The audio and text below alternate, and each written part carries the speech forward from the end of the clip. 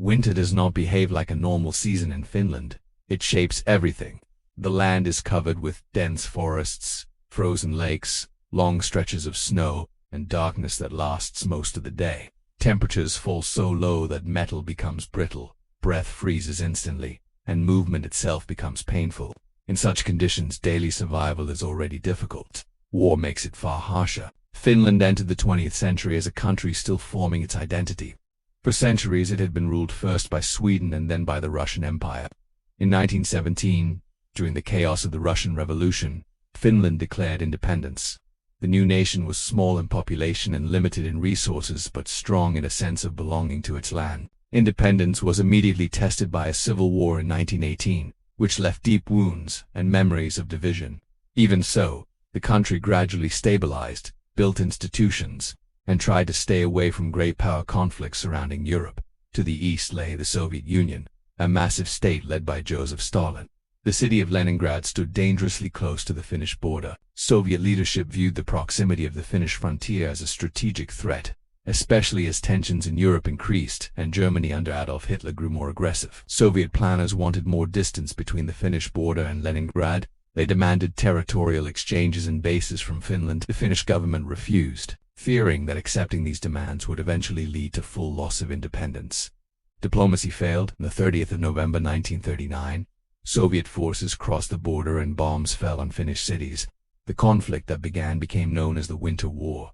On paper, the comparison between the two sides seemed absurd. The Soviet Union possessed enormous manpower, thousands of tanks and aircraft, and seemingly unlimited resources. Finland had a small army, limited equipment, and very few armored vehicles. Many observers believed the conflict would end quickly. The reality proved different. The Finnish army lacked heavy equipment but possessed deep knowledge of its environment. Soldiers were used to winter conditions, to skiing through forests, to moving quietly over snow and ice. White clothing blended them into the landscape. They avoided direct head-on battles and instead used mobility and terrain. Narrow forest roads became traps. Long Soviet supply columns were cut into sections and isolated. This tactic, known as Mahdi, turned large formations into small, surrounded pockets that could be destroyed gradually. Winter itself acted as a force. Extreme cold damaged machinery, froze lubricants, and made weapons unreliable for those unfamiliar with the conditions. Tents, boots, and coats mattered as much as guns. Soviet troops, many from distant parts of the country, suffered badly from frostbite and lack of proper winter equipment. Meanwhile, Finnish units built shelters into snowbanks, learned how to hide smoke, and conserved energy in movement. The fighting was not glamorous. It consisted of long hours of waiting, sudden bursts of violence, and constant struggle against cold. Food froze solid. Water had to be melted from snow.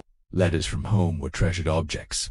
Soldiers depended on each other not just for survival in battle but simply to endure the climate. Across Finland, civilians lived with air raids and evacuation orders. Cities and villages were bombed. Families moved westward carrying only what they could transport on sleds. Schools closed, churches darkened their windows, and ordinary life transformed into quiet and, despite anxiety and loss, a strong sense of unity appeared. Old political divisions faded. The immediate goal was to save the country. International attention focused on the war.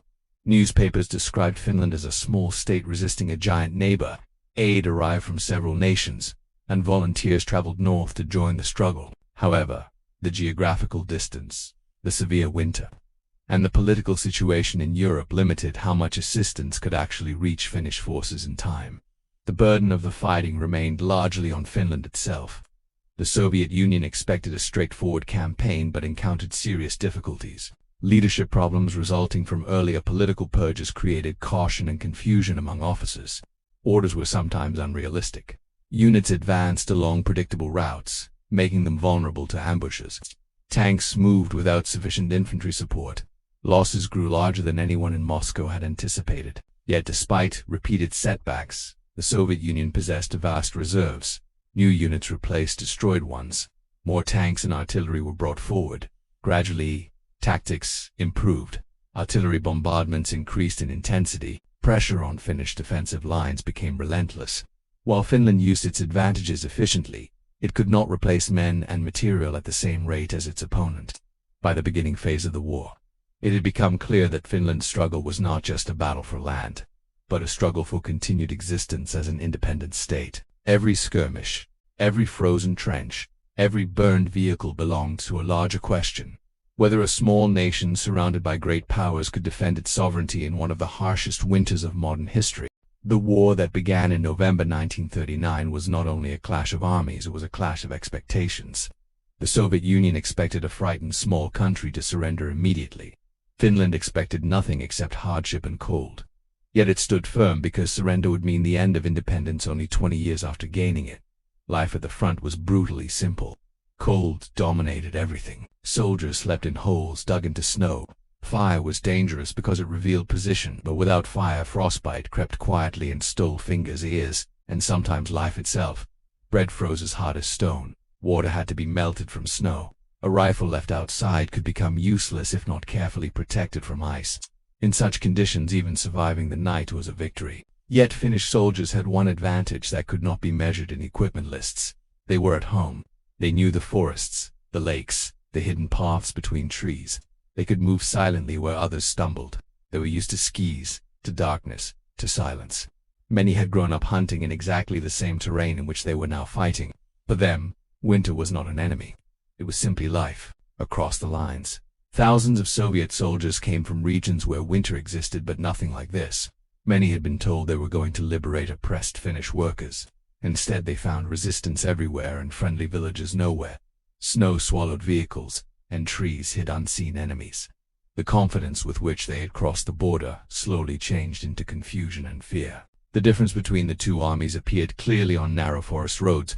Soviet forces depended heavily on long columns of trucks and tanks. Those columns were strong when they could move, but helpless when blocked. Finnish units cut the road in several places, divided the column into isolated pockets, and then patiently destroyed each pocket one by one. There was no romantic heroism in this. It was cold, methodical, exhausting work, but it was effective. The name given to this tactic was Marti. Just as firewood is cut into small bundles so it can be handled, large enemy formations were broken into small parts that could be surrounded and eliminated. In many of these pockets, Soviet soldiers spent weeks in deep snow with limited food and little hope of rescue. Some fought desperately, others simply froze. In towns far from the front, life was equally hard. Air raids became part of daily reality. Sirens sent families running toward shelters. Children learned to recognize the distant sound of aircraft engines. Windows were covered to hide lights at night. Mothers waited for letters from sons who were fighting in the forest, sometimes receiving instead a brief official notice that a life had ended. Yet the country did not collapse. Citizens volunteered, collected clothing, knitted socks and mittens, and supported the war effort any way they could. A sense of unity grew. Old divisions from the Civil War faded in the face of a larger threat. For once, almost everyone in Finland wanted the same thing: survival of the nation. Internationally, sympathy poured in. Newspapers described the conflict as a struggle between David and Goliath. Volunteers from several countries arrived, motivated by politics or simply by admiration for Finnish courage. Aid was promised, weapons were sent, but distance, winter, and global politics slowed everything. Finland fought mainly with what it already had. Meanwhile, decisions taken years earlier in the Soviet Union returned to haunt it. The purges had removed experienced officers. Many who remained were afraid to act without orders from above. Initiative disappeared. Soldiers paid the price for political fear. Yet the Soviet Union had something Finland did not have: almost limitless reserves of men and material. Losses, however painful, could be replaced. As fighting continued into January 1940, exhaustion deepened on both sides. The frozen forests were filled with silent evidence of war: burnt-out vehicles half buried in snow, broken sleds, abandoned rifles, and unmarked graves beneath white drifts. The landscape itself seemed to swallow everything, as if winter wished to erase human conflict. Still, the fighting went on. In many areas, combat was close and personal. Visibility was short in forests. Soldiers sometimes heard the enemy before they saw him. A crack of a branch, a muffled step, a breath in cold air could mean life or death. There were no grand battles with colorful maneuvers, only persistent pressure, ambushes, counterattacks, and slow advances measured in meters rather than miles. Despite its successes, Finland gradually faced an inescapable arithmetic. Ammunition stores shrank. Replacement soldiers were fewer each month. Wounded men could not as easily be replaced. Every village, every farm felt the absence of its young men. Courage did not decline, but physical capacity slowly did. The Soviet Union, learning from early mistakes, changed approach. Artillery fire increased to massive levels. Instead of pushing recklessly along roads, the Red Army prepared carefully, brought heavier equipment, and attacked important sectors with concentrated force. Where earlier overconfidence had ruled, now grim determination took its place. The key defensive line in southeastern Finland, known later as the Mannerheim Line, began to crack under constant pressure. Bunkers shattered, trenches filled with snow and debris. Finnish defenders resisted as long as possible, but step by step they were pushed back. Each meter cost lives on both sides, yet the direction of movement became clear. At the same time, weather, which had punished the attackers early in the war, slowly became less extreme. Temperatures rose slightly at the end of winter. Roads became more usable. Machines functioned better. The advantage that nature had given Finland was still present, but weakened. Human numbers began to matter more than ice and snow. By February, the leadership of Finland understood the danger. Total defeat would mean occupation, imprisonment of leaders, and perhaps the end of independence altogether. Victory, in the military sense, was impossible. But something important had already been achieved. Finland had shown the world that it would not surrender easily, and it had proven to its own people that their country was worth defending. The question was no longer how to win, but how to survive with as little loss of territory and dignity as possible. The decision to negotiate did not come suddenly. It formed slowly, under the pressure of daily reports from the front, statistics of ammunition left, and messages from commanders who had been optimistic only weeks earlier. Leaders in Helsinki met in long sessions, often in dim rooms where maps were spread across tables and marked with colored pins. Each pin represented men, positions, and the fragile line between independence and occupation. No one in those rooms wanted to surrender territory that generations had lived on. Many of them had personal connections to the regions now under threat. Farms, forests, family homes, and childhood memories were tied to the land in Karelia. But maps are unforgiving. Lines on paper shifted in the minds of strategists long before the land itself changed hands. While political leaders debated, soldiers continued to fight. For them, discussion in distant rooms meant little compared with the reality of trenches filled with snow and ice. Orders came, positions were held or abandoned, friends were lost, and the front moved with slow inevitability. Some units had been at the line since the beginning of the war, living for months in constant cold without real rest. Their faces grew thin, beards thickened, eyes hollowed by lack of sleep. Letters traveled between front and home, sometimes arriving late, sometimes not at all. In these letters, soldiers rarely described the worst moments. Instead, they wrote about small things: a hot drink shared in a dugout, the memory of summers by the lake, the hope of returning to normal life. Families at home did the same, speaking of harvests, neighbors, and children's schoolwork, trying to maintain a thread of normality across a landscape of war. On the Soviet side, pressure came from another direction. Failure in the first weeks of the campaign had embarrassed the leadership. The world had seen images of destroyed Soviet columns and read accounts of entire units cut off in forests. This was unacceptable for a state that claimed to be powerful and unstoppable. Success became a political necessity. Reinforcements poured in, equipment increased, and commanders were reminded very clearly that defeat was not an option. The result was a new wave of offensives, larger and more coordinated than before. Artillery pounded Finnish positions for hours, sometimes days. Snow clouds mixed with smoke until the air itself seemed heavy. After bombardment came infantry and tanks, advancing methodically, pushing defenders back step by step. The front no longer looked static and frozen. It moved, slowly but decisively, toward Finnish heartland. Civilian life near the front became impossible. Villages were evacuated, often in haste. Families loaded what they could onto sleds and wagons, leaving behind houses they had built with their own hands. Doors were left open, fires extinguished, animals released or taken along if possible. The road to the interior of Finland filled with long columns of refugees moving through snow, silent except for the sound of footsteps and wind. The emotional cost of leaving home behind was enormous.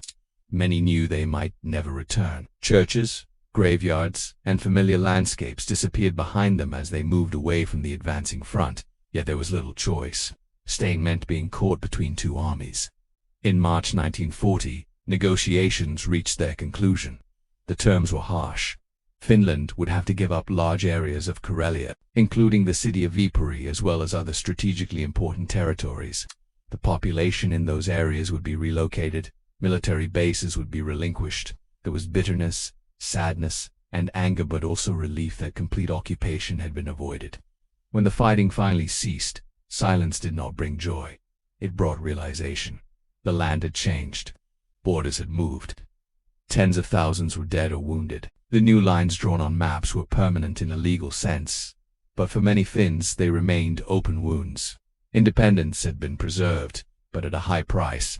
In the Soviet Union, the war produced mixed conclusions. Victory had been achieved in terms of territory gained, yet the cost was far higher than expected. The Red Army had been exposed as poorly led and unprepared for modern warfare. Observers in other countries took note. Among those observers were German leaders, who studied the conflict carefully and drew dangerous lessons about Soviet weakness. Internationally, the Winter War altered reputations. Finland, though defeated militarily, gained respect around the world for its resistance and unity. Its image changed from small northern state to symbol of stubborn national determination. The nation's sympathy and praise could not change the outcome of the war, but they influenced how the country saw itself in the years that followed. The human memory of the Winter War did not consist only of strategies and treaties. It lived in smaller images: frost-covered helmets, tracks of skis across open snowfields, the glow of distant fires on winter nights, and the heavy silence after battle. Veterans carried those images for the rest of their lives. Many spoke little about what they had seen, preferring to return to farms, factories, and families. Others wrote diaries and memoirs that allowed later generations to understand the cost of survival. The landscape itself kept traces of the conflict. In forests, rusted metal and collapsed bunkers remained hidden under moss and snow. Lakes concealed wreckage beneath their frozen surfaces every winter. The country was reminded indirectly of that earlier, harsher season when national existence hung in the balance. The Winter War also shaped the political choices Finland would make in the following years. Surrounded by great powers and aware of its own limits, the country learned a difficult lesson about geography and realism. It could not ignore the enormous neighbor to the east, and it could not rely completely on dissonant promises from the west. The future policy would be guided by caution born out of experience.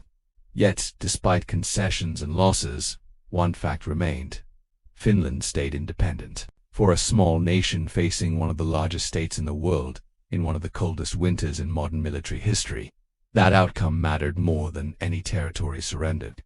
Independence meant control of language, culture, schools, and government. It meant the right to make mistakes and successes as a nation rather than as a province of someone else's empire.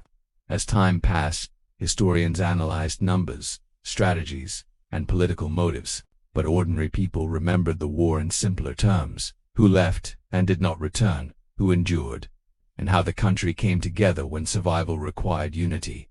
Monuments were built, cemeteries expanded, and anniversaries observed quietly under gray winter skies. The Winter War stands as an example of how climate, terrain, morale, and national will can complicate even the most uneven conflicts. It showed that large armies can be slowed and hurt by smaller opponents who understand their environment deeply. It also showed that bravery alone cannot completely overcome overwhelming numbers and resources. The story of that war is therefore not a simple tale of victory or defeat. It is a story of resistance, loss, adaptation, and survival in one of the harshest environments on Earth during one of the tensest moments in 20th century history. After the signing of peace, movement across Finland did not stop. It simply changed direction. Instead of troops advancing toward the front, there were now civilians withdrawing from regions that were no longer part of their country. More than 400,000 people were forced to leave their homes in the ceded territories. They left fields, forests, houses, and even family graves behind, carrying only what they could transport. Entire communities moved together, determined not to live under foreign rule. This mass evacuation was organized quickly despite limited resources. Trains and horse-drawn sleds carried families toward the interior. The journey was emotionally heavier than physically difficult. People knew that snow would soon cover the paths they had walked all their lives and that someone else would live in their houses. Yet most of them did not speak of revenge. They spoke, instead of rebuilding somewhere else, of starting again on new land within the borders that remained. Reconstruction began almost immediately. The government faced enormous challenges, relocating people, building homes, creating jobs, and strengthening defenses in case of future conflict. Land had to be divided, forests cleared, and new villages founded. The scars of war became part of maps, laws, and everyday conversations. Even in silence, the memory of what had been lost remained close to the surface. Within the army, soldiers returned home, changed by what they had experienced. Some carried visible wounds, others carried invisible ones. They were greeted with respect rather than celebration, because everyone understood that their struggle had bought time and preserved independence. Many veterans preferred to work quietly and avoid talking about battles. They valued ordinary life work, family. Some allied more than they had before the war. The Soviet Union studied its own experience as well. The conflict exposed weaknesses that could not be ignored. Inadequate training, poor coordination, weak logistics, and a damaging effect of political purges on military leadership. Reforms were introduced, officers were trained, and equipment modernized. Lessons learned in Finland influenced later military planning on a much larger scale. Beyond the two countries directly involved, the Winter War affected international thinking. Military observers concluded that numbers alone did not guarantee easy victory, and that climate and terrain could shape outcomes as much as technology. At the same time, some foreign leaders underestimated the Soviet Union because of its early failures, assuming it would not fight effectively in a larger war. This misreading would have serious consequences when the global conflict expanded. For Finland, diplomacy after the Winter War became an exercise in careful balance. The nation could not afford open hostility with its powerful eastern neighbor, yet it also could not forget territorial loss and suffering. Foreign policy shifted toward caution, realism, and the constant effort to protect sovereignty in a world that was rapidly moving toward wider war. Survival had already demanded sacrifice. Further miscalculation could cost everything. In culture and collective memory, the Winter War took on symbolic meaning. It represented unity in the face of overwhelming pressure, the ability of ordinary people to resist despite cold, fear, and limited resources. Writers, artists, and teachers preserved stories of School children learned about the events not as distant history but as part of the identity of the country in which they lived. The land itself slowly recovered. Forests grew back over old trenches. Snow covered shattered bunkers and burned vehicles. Spring melted ice and washed away the footprints of armies. Yet beneath the surface lay unexploded shells, rusting fragments, and silent reminders of human conflict. Each winter, as darkness lengthened and temperatures fell, memories of 1939-40 returned in conversations around kitchens and campfires. The Winter War remains more than a chapter in military history. It is a story of a small state confronted by a great power, of decisions made under pressure, of loss accepted to prevent greater loss. It shows how determination and knowledge of one's environment can resist, though not always defeat, overwhelming force. It also warns that courage cannot fully replace resources and that even justified resistance carries heavy costs. The legacy of the war can be seen in how Finland views security, independence, and national unity. It strengthened belief in self-defense and in the value of preparedness, not out of aggression but from experience that the world can change quickly and without warning. It also deepened appreciation for peace, because those who had known Winter War understood clearly what peace prevents. The deep winter tightened its grip on the forests and lakes of Karelia. Snowdrifts climbed higher than a person's chest, and the daylight hours were short and gray. Both armies were exhausted, but the pace of the war did not slow. By January 1940, the Winter War had entered a decisive and brutal middle phase. On the Soviet side, lessons from early failures were slowly being absorbed. Commanders began to reorganize shattered divisions, bring in reinforcement units, and concentrate far greater numbers of artillery pieces against Finnish positions. Instead of endlessly pushing columns down narrow forest roads, they started to mass firepower before advancing. For the Finns, this shift was immediately noticeable at the front. Heavier bombardments, longer barrages, and more coordinated infantry attacks. Yet in many sectors, the Red Army still struggled to adapt to the frozen wilderness. Columns of vehicles stalled on iced-over roads. Supply lines stretched thin into the forest, where they became vulnerable to the same Finnish tactics that had already destroyed so many units. Finnish ski troops moved invisibly across the white landscape, appearing suddenly on flanks and rear areas, and then disappearing again into the trees. For many Soviet soldiers, the forest felt endless and hostile. In northern Finland, the fighting around Suomussalmi and the Riot Road reached its climax. 2 Soviet divisions had been sent into this remote wilderness with the objective of cutting the country in half. Instead, they found themselves isolated, hungry, and freezing. The Finns, familiar with every frozen lake and narrow path, sliced the Soviet columns into smaller pockets. These pockets, called Marti by the Finns, had to be reduced one at a time. Inside each trapped pocket, Soviet troops built log shelters, burned scarce fuel, and waited in fear for the next attack. Finnish units did not rush. They worked methodically, tightening the encirclement, cutting communication, and striking at night or during snowstorms. It was not only a battle of bullets, but of endurance against the cold. Temperatures fell below -40. Weapons jammed. Food froze solid. Frostbite became as dangerous as enemy fire. Meanwhile, in the south, attention remained fixed on the Karelian Isthmus and the Mannerheim Line. This line was not a single continuous war, but rather a network of trenches, bunkers, anti-tank obstacles, and natural barriers built over years with limited resources. Some fortifications were strong concrete positions, others were simple earthworks reinforced with logs and stones. What made the line formidable was not just concrete, it was the terrain, the lakes, the marshes, and the way Finnish defenders used them. Soviet offensives repeatedly crashed into this defensive zone. Artillery thundered across the isthmus, sending shockwaves through frozen ground. Waves of infantry advanced through snow, trying to close the distance before Finnish machine guns opened up. Each attack came at enormous cost. The Finns shifted small units from point to point, using terrain to magnify their limited numbers. Inside the bunkers, life meant constant tension.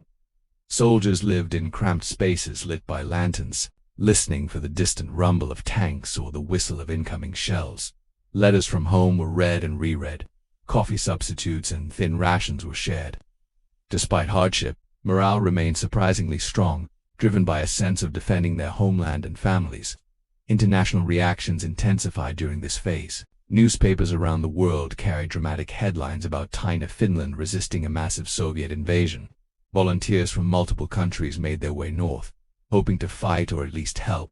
Governments debated intervention, but large-scale aid remained limited and slow. The supplies arrived, but not enough to change the overall balance of power. For Finnish leaders, the situation became painfully clear. Courage and skill had bought time and inflicted heavy losses, but ammunition stocks were dwindling, and the Red Army's resources seemed endless. On the Soviet side, new commanders, most notably Semyon Timoshenko, were given broad authority to break the stalemate, whatever the cost. Preparations began for a massive coordinated assault on the Mannerheim Line. As January turned into February, the sound of artillery on the isthmus increased day by day. Soviet engineers worked under fire to clear obstacles, build ice roads, and bring forward tanks and guns. Reconnaissance units mapped Finnish positions behind Finnish lines. Commanders did what they could to strengthen weak points and rotate exhausted troops, all while knowing a storm was coming. The Winter War had entered its most dangerous moment. The early Finnish successes had stunned the world, but now the full weight of Soviet industry and manpower was assembling for a decisive blow. The outcome of the conflict would soon be decided on the frozen fields and forests of Karelia, where both armies braced themselves for the battles ahead. February 1940 arrived with a sense of inevitability. The quiet between bombardments felt heavier than the explosions themselves. On the Karelian Isthmus, the forests trembled as the Soviet Union prepared its largest offensive of the Winter War. Finnish soldiers, looking across snow-covered no man's, could see unusual activity, new gun positions, more vehicles, more movement at night. Everyone understood what it meant. The decisive assault was coming. The Red Army had undergone a transformation since the disastrous opening weeks. Semyon Timoshenko assumed command of the operation and imposed stricter coordination. Fresh divisions were brought forward. Massive quantities of artillery, ammunition, tanks, and aircraft were concentrated on narrow sectors instead of being spread thinly along the entire front. Soviet planners identified weak points in the Mannerheim Line and prepared to smash through them with overwhelming firepower. Then the bombardment began. Day after day, Soviet artillery pounded Finnish positions with unprecedented intensity. Shells tore through tree lines, shattered bunkers, and carved craters into frozen ground. Snow turned black with soot. The earth shook like an earthquake. For many Finnish defenders, the experience was almost beyond comprehension.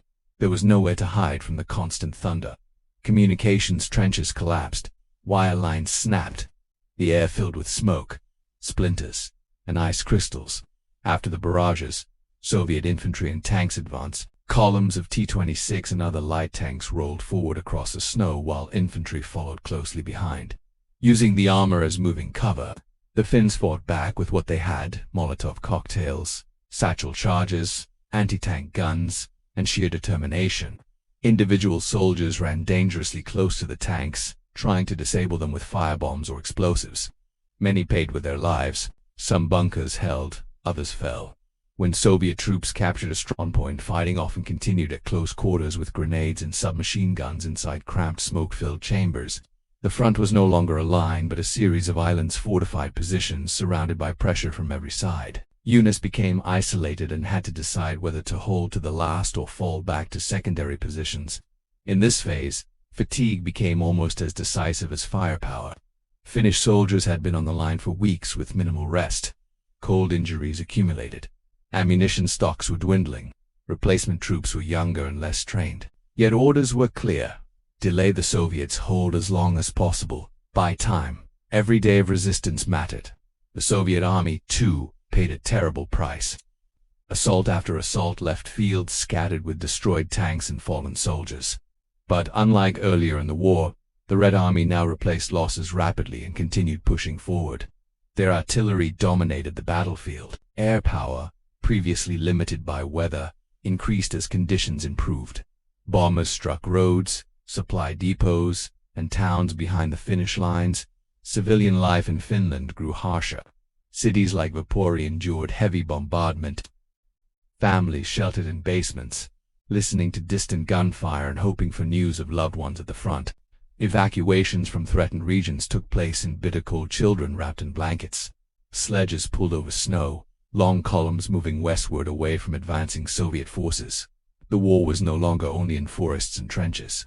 It touched homes and villages. Diplomacy worked in parallel with the fighting. The Finnish government searched desperately for greater international assistance while also exploring possible peace terms. Britain and France discussed sending expeditionary forces, but their plans were slow, complicated, and entangled with broader European politics.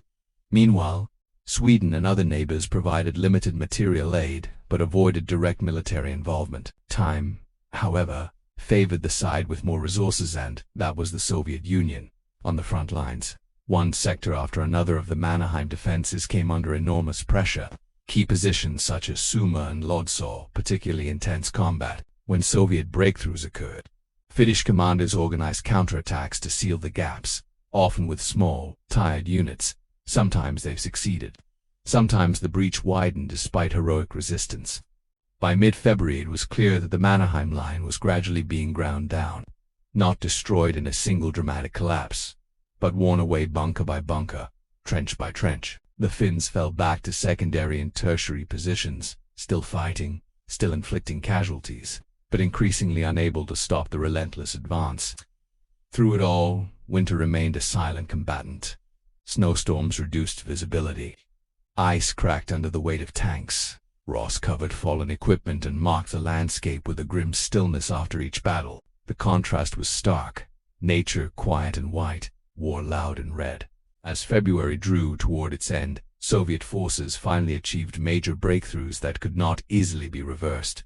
The road to Vapori was threatened.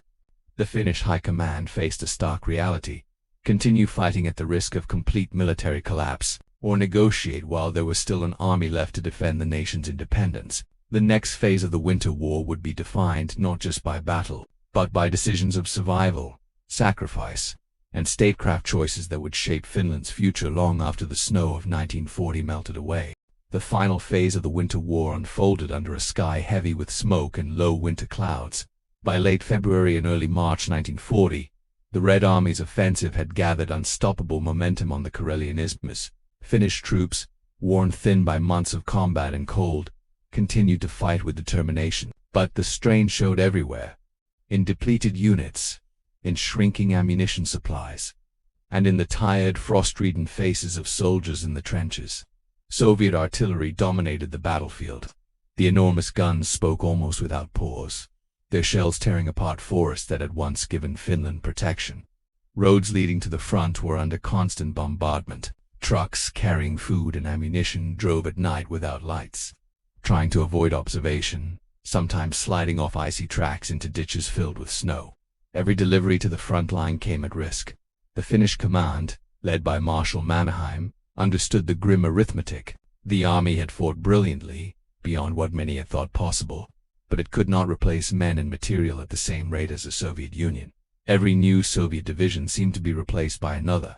Every tank destroyed was followed by more. The question was no longer who fought better at the tactical level. Finnish units often still outmaneuvered their opponents, but whose resources would last longer. On the isthmus, Soviet pressure intensified toward the city of Vipers. Villages and strong points that had been held for weeks finally had to be abandoned. Retreat in the deep snow was slow and painful. Units left behind booby traps, burned supplies they could not carry, and tried to delay the enemy with rearguard actions. Sometimes, soldiers marched through the night to new positions, only to dig in again at dawn and face more bombardment. The retreat was not chaotic. It was controlled, but heartbreaking. Finnish soldiers passed familiar landmarks now shattered by forests they had once used for ambush were stripped of branches or burned to black stumps. Lakes that had been safe routes for ski troops were now crossed by Soviet armor using ice roads strengthened by engineers. Morale, though strained, did not collapse. Many soldiers felt calm resolve rather than despair. They believed they were defending the very existence of their nation, and that belief gave strength even when their bodies were exhausted. Letters home spoke not of defeat but of duty, of doing everything possible for Finland's survival.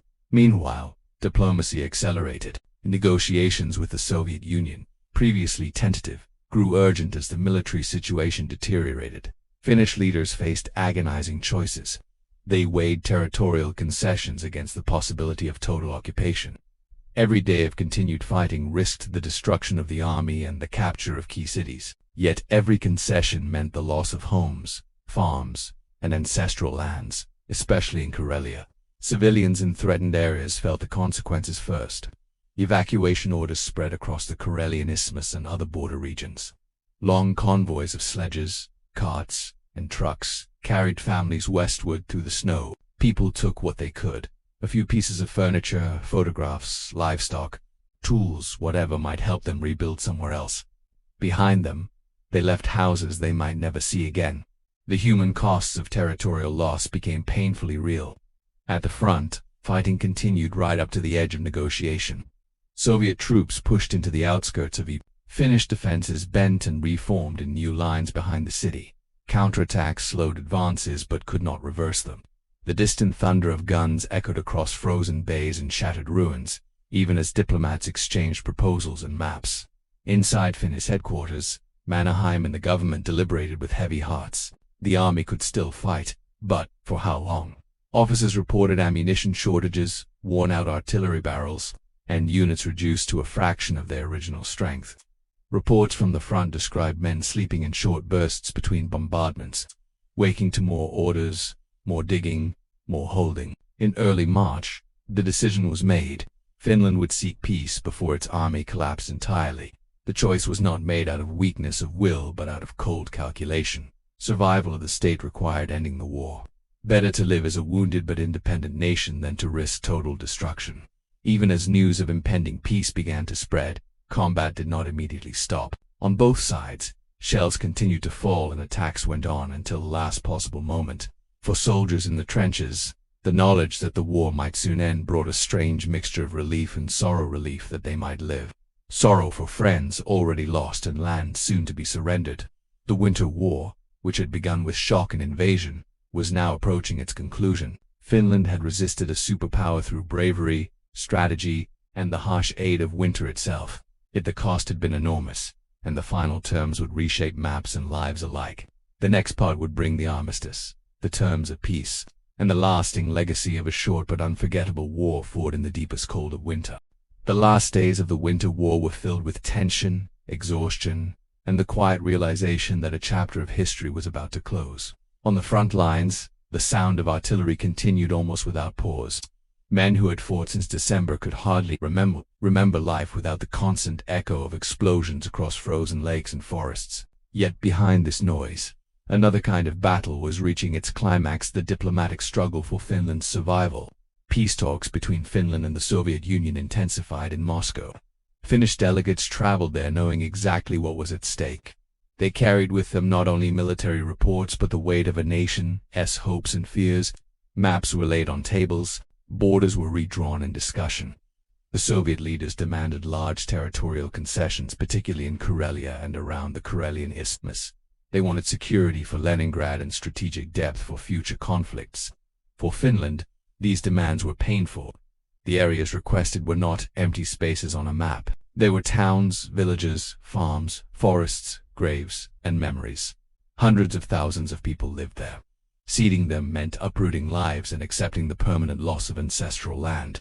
But the alternative: continued war against a vastly stronger opponent, risked total defeat and occupation. While negotiations continued, soldiers in the trenches fought on without knowing the exact terms being discussed. Orders reached them to hold as long as possible, to delay the Soviet advance until diplomacy could be completed. Every hour of resistance strengthened Finland's position at the table, even as it cost more lives at the front. On March 12, 1940, an agreement was finally reached: the Moscow Peace Treaty. The terms were harsh. Finland would cede large parts of Karelia, including the important city of Viipuri. Territory in the north, such as the area around Salla and parts of the Rabachi Peninsula, would also be handed over. The lease of Hanko as a Soviet naval base was demanded. In total, Finland lost a significant portion of its land and, with it, access to strategic positions and economic resources like forests and industry. But Finland remained independent. Its government, army, and political system survived. That fact, for many Finns, justified the terrible sacrifices that had been made. The ceasefire came into effect on March 13, 1940. On the front lines, the transition from war to silence was almost shocking. One moment, shells fell and machine guns fired. The next, the battlefield went quiet. Men cautiously looked over trench walls, seeing the familiar white landscape without the usual movement of advancing troops. Some soldiers wept openly. Others simply sat down in the snow, too tired even to speak. They had survived a war that had seemed impossible to endure. For civilians, the end of fighting did not bring immediate relief. The evacuation of ceded territories began on a massive scale. Around 400,000 Finns, nearly a tenth of the population, became refugees in their own country. They left behind homes, schools, churches, and entire communities. Many burned their houses before leaving so that nothing useful would remain for the new occupiers. A final act of sorrowful defiance. Columns of people moved westward under gray skies. Trains were packed with families and bundles of belongings. Roads filled with sledges and wagons. Despite heartbreak, the evacuations were orderly and disciplined. Guided by a shared understanding, the land might be lost, but the nation lived on. The Soviet Union celebrated victory, but it came at an enormous cost. The Red Army had finally broken through. Yet it had suffered heavy casualties and revealed serious weaknesses in leadership and organization. These lessons would matter greatly in the next and far larger conflict already approaching: the Second World War as Eastern Front. For Finland, the Winter War became a defining chapter of national identity. It symbolized resilience, unity, and the ability of a small country to resist a great power against overwhelming odds.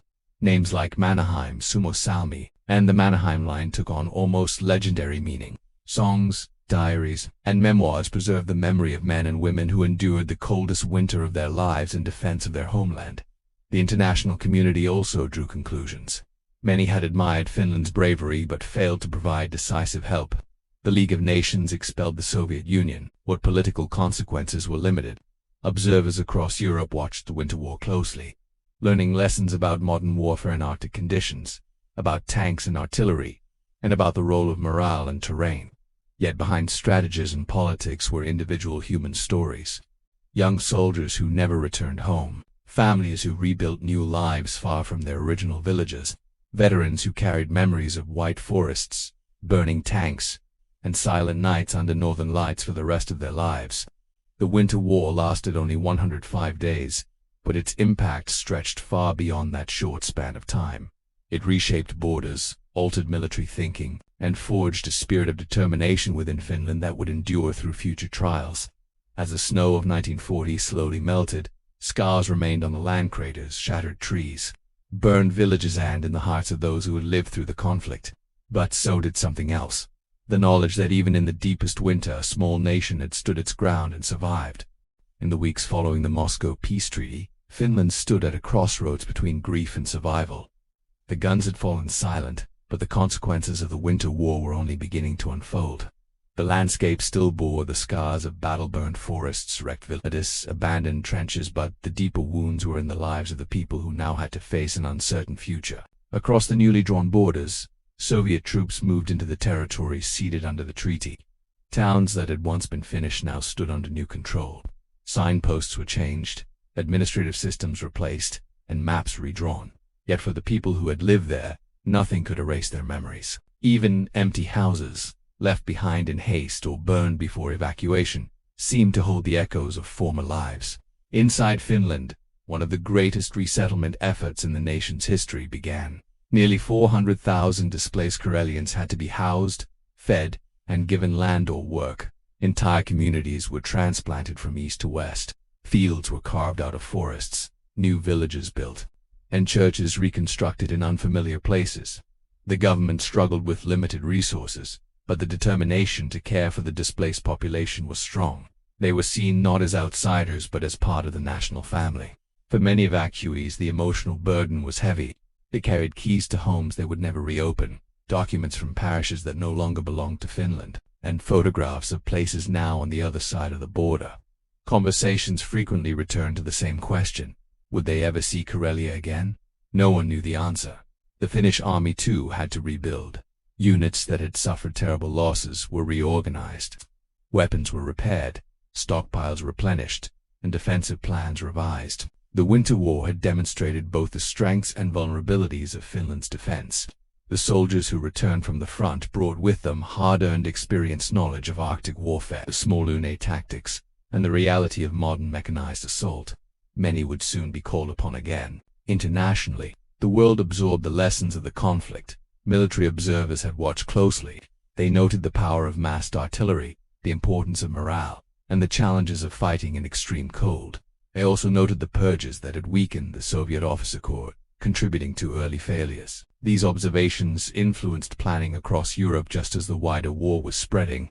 In the Soviet Union, the Winter War was officially framed as a strategic success. Leningrad was now farther from the border, and key areas were secured. But within the Red Army, there was recognition that the campaign had revealed serious flaws in training, communication, and leadership. Reforms were accelerated, new doctrines tested, and experienced officers promoted. Within little more than a year, those changes would be tested on an unimaginable scale when Nazi Germany invaded the Soviet Union, or Finland. The end of the Winter War did not mean the end of its struggle. The nation remained wary, aware that peace might not last. Diplomacy continued, alliances were contemplated, and strategic calculations became ever more complicated as the Second World War intensified across Europe. Finland found itself caught between great powers, trying to preserve its independence in a world growing darker by the month. At the personal level, life slowly resumed its rhythms. Schools reopened. Shops restocked. Fields were planted when spring came. Even in regions far from the old homes of the evacuees, weddings were held, funerals completed, memorials built to honor the fallen. Yet conversations around kitchen tables often circled back to the war stories of battles at Suomussalmi, nights in frozen trenches, long marches through blizzards. Veterans spoke sparingly, but their silence itself carried meaning. The memory of the Winter War began to form into national narrative. It emphasized unity across political and social divisions. During the crisis, farmers, workers, townspeople, and leaders had stood together. Old internal conflicts seemed smaller in comparison to the struggle for survival. This sense of unity, sometimes called the spirit of Winter War, became a powerful symbol in Finland's identity. Historians would later debate many questions. Could the war have been avoided? Were the peace terms the only option? Did foreign powers do enough to help? But for those who lived through it, the meaning felt simpler and more personal. They had faced invasion in the darkest winter and had not broken. As the 1940s progressed and Europe plunged deeper into World War, the Winter War faded from international headlines but remained vivid in Finnish memory. Monuments rose on battlefields, cemeteries filled with crosses in neat rows beneath birch trees. Each marked not only a life lost but also a fragment of the story of how a small nation endured. Part 9 closes with Finland in a fragile peace, wounded but independent, grieving but unbroken, watching the gathering storms of global war and wondering what the future would bring. The legacy of the Winter War did not end with the signing of the Moscow Peace Treaty or even with the resettlement of lost communities. It continued to shape politics, strategy, and identity in the years that followed, echoing across generations. The snow of 1939-40 melted, but the memory of that winter remained engraved in the minds of those who had lived through it. In the months after the war, Finland existed in a delicate balance. Independence had been preserved, but at great cost, and relations with the Soviet Union remained tense and uncertain. Every decision made by the Finnish government had to consider the shadow of its powerful neighbor. Diplomacy became a tool of survival as vital as any weapon on the battlefield. Finland sought to avoid provocation while also ensuring it would never again be so unprepared. The army continued its quiet work of rebuilding. Officers reviewed battle reports, analyzing what had gone right and what had gone wrong. Defensive lines were shifted westward to the new borders, fortifications were planned again, even if there were fewer resources to build them. Training incorporated the bitter lessons of the Winter War: how to fight in snow and forest, how small mobile units could outmaneuver larger forces, and how morale could shape the outcome of battles. Among the soldiers themselves, reintegration into civilian life brought mixed emotions. Some returned to farms, factories, and schools and tried to resume normal routines. Others struggled with memories of combat, the sound of artillery, the white glare of snow at night, the faces of comrades lost in battle. Though the language of trauma was different then, its presence was unmistakable. Families noticed it in silence at dinner tables, in restless sleep, in sudden bursts of anger or quiet withdrawal. The Karelian evacuees worked to rebuild their lives far from their former homes. New communities rose out of forests and fields, echoing the names of the towns they had left behind. Children grew up hearing stories of old Karelia, of lakes, churches, and roads now beyond the border. For many, identity became split between the place where they lived and the place they remembered. The loss did not fade completely. It simply became part of who they were. Internationally, the Winter War took on symbolic meaning. Newspapers and writers across the world described it as the struggle of David against Goliath, of a small democracy standing against a great power. Though material aid had been limited, admiration was widespread. Finland's resistance inspired sympathy movements, volunteer brigades, and political debates far beyond Northern Europe. The war also influenced military thinking, as generals studied the conflict for clues about future fighting in harsh climates. The Soviet Union, for its part, emerged with expanded territory and a sense of strategic security around Leningrad. But internally, the campaign forced reflection. The Red Army's difficulties revealed the damaging effects of earlier political purges that had removed many experienced commanders. Training, command structure, and tactics were revised with urgency. Those reforms, begun in the aftermath of the Winter War, would soon be tested again on a much larger scale when Nazi Germany launched Operation Barbarossa in 1941. For Finland, the story did not end either. The uneasy peace lasted only a short time. Tensions in Europe intensified as World War II spread. Finland, squeezed between strategic pressures and national survival. Yet even as later wars and political shifts unfolded, the Winter War retained its own distinct place in Finnish memory. It was remembered not only as a military campaign but as a test of unity and willpower. It showed how far ordinary people could go when everything they loved was at stake. Schoolchildren learned about it. Veterans gathered to commemorate anniversaries. Families visited graves and preserved letters and diaries from the front. The landscape itself continued to hold traces of that winter. Rusted helmets, fragments of weapons, collapsed bunkers, and overgrown trenches dotted forests and fields.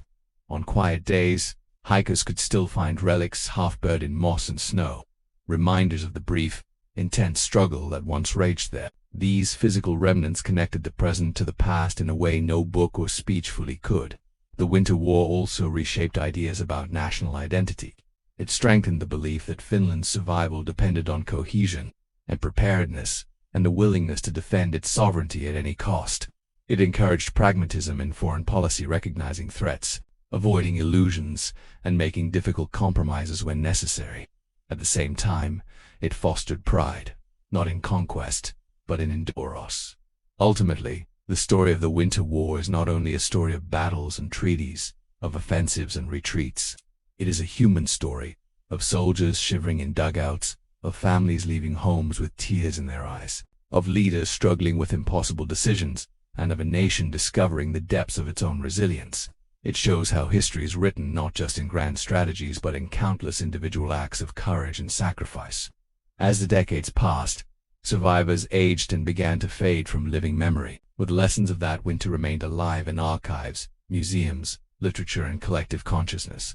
The Winter War stands today as a reminder of the harsh realities of geopolitics, the brutality of modern warfare, and the extraordinary capacity of people to endure even in the coldest and darkest of times. With Part 10, the narrative of the Winter War reaches its reflective conclusion, a short war measured in days, but one whose impact has lasted for generations, shaping borders, policies, and the very sense of what it means to be a nation determined to survive against overwhelming odds. In the years that followed, the memory of the Winter War gradually shifted from immediate pain to lasting reflection. What had once been a fresh wound became a cornerstone of how Finland understood itself and its place in the world. Each anniversary brought ceremonies, speeches, and quiet moments of remembrance. Candles were lit in windows during dark winter nights, honoring those who had fallen on frozen fields decades earlier. Historians began the long work of interpreting the conflict. Archives were opened, diaries collected, official reports compared, and eyewitnesses interviewed. Different interpretations emerged. Some emphasized the strategic miscalculations that had led to war. Others stressed the courage and ingenuity shown on the battlefield. Yet almost all agreed on one point: the Winter War had changed Finland forever. The war also became a subject of art and culture. Novels, poems, and films tried to capture what statistics and maps could not: the emotions of fear, loss, loyalty, and resilience. Painters depicted endless snowfields and lonely sentry posts beneath northern lights. Composers wrote music inspired by the silence after battle and the slow return of life after winter. Through art, the experience of the Winter War was passed to people who had not lived through it. Families continued to preserve their own private histories. In attics and drawers, letters from the front remained tied with faded ribbon. Medals, uniforms, and photographs were handed down to children and grandchildren. Stories were told at family gatherings, of uncles who never returned, of homes left behind in Karelia, of long marches through snow and the relief of the ceasefire. These personal narratives kept the war alive in memory in a way no textbook ever could.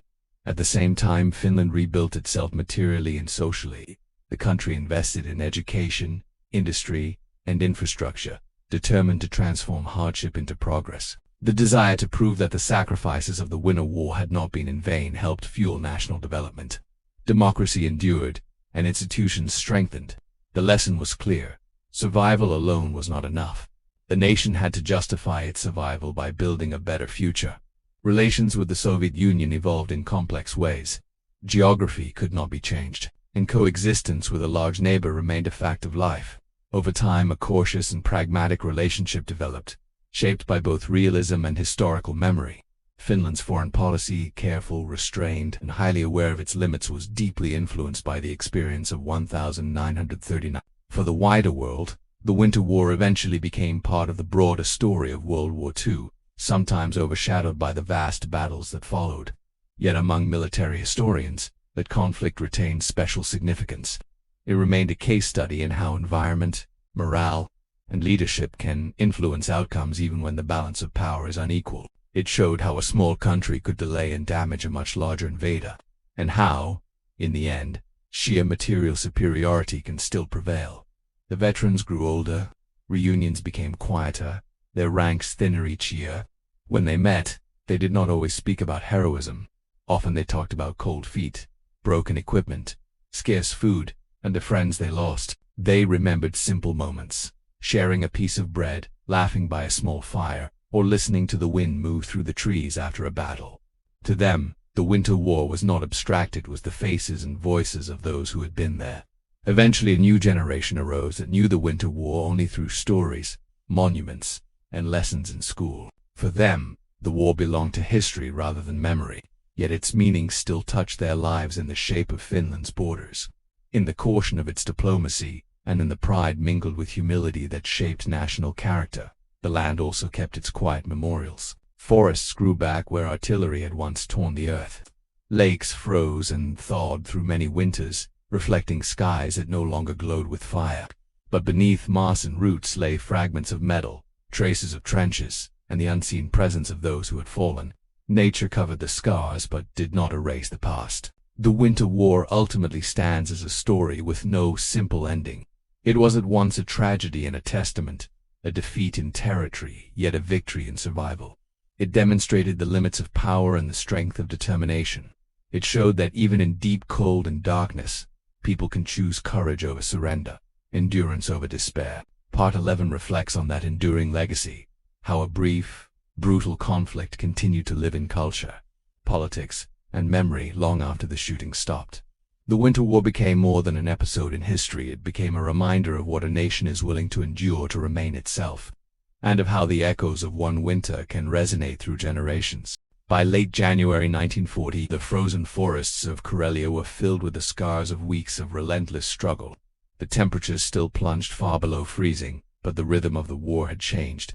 The quick-finish ambushes and sudden counterattacks were giving way to something heavier, slower, and more exhausting.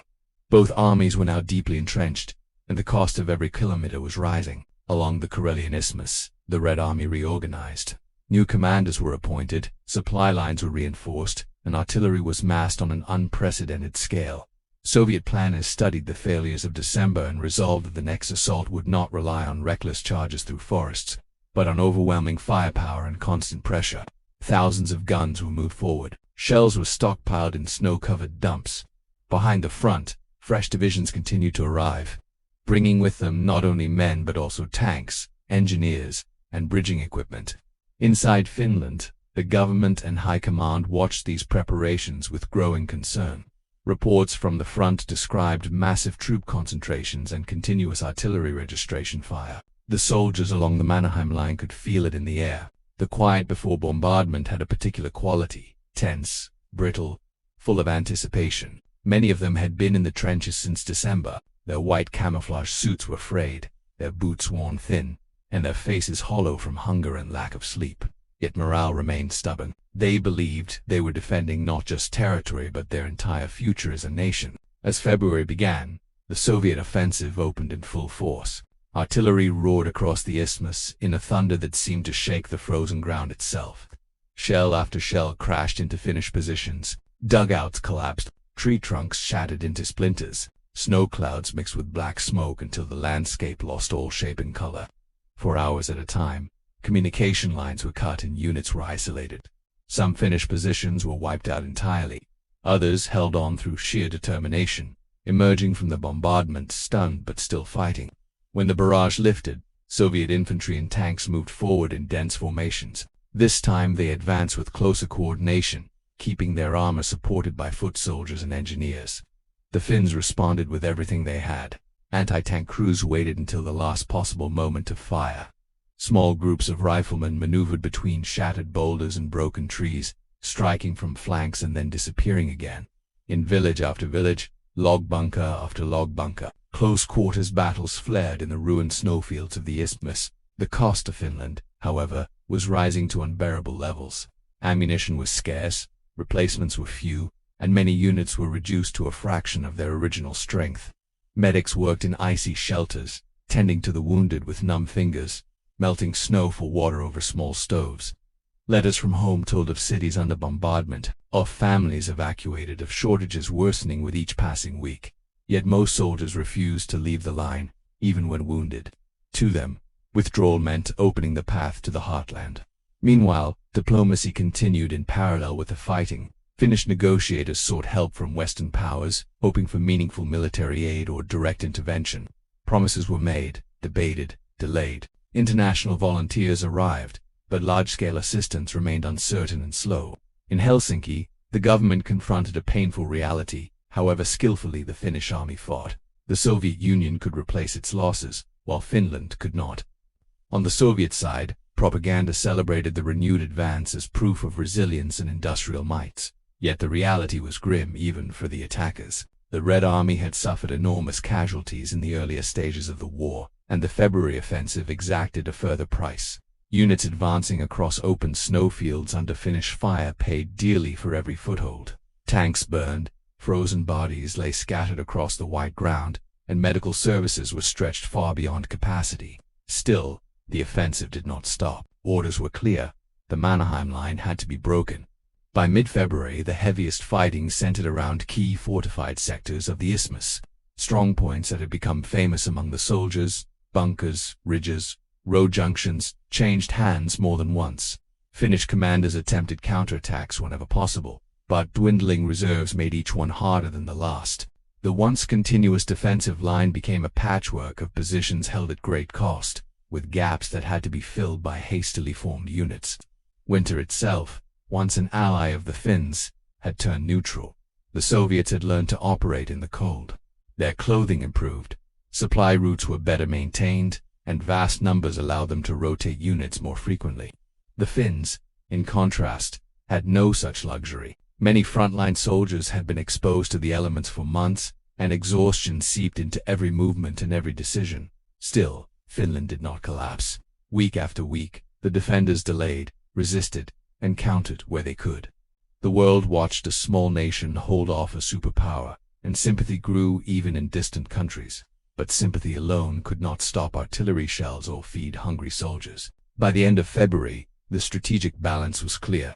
The Soviet Union had finally achieved sustained breakthroughs on parts of the line, and the road toward Viipuri was threatened. Finnish leaders faced a decision that would define their country's fate: continue a heroic but increasingly hopeless resistance, or negotiate, even if negotiation meant painful territorial concessions and an uncertain future. Part 12 closes with Finland standing on this edge. The snow-covered battlefields of Karelia echo with the sounds of artillery and the footsteps of tired soldiers. The outcome is not yet formally written, but the direction of EV1 ends is unmistakable. The next part moves toward the final phase of the Winter War, the negotiations, and the human consequences of the peace that followed.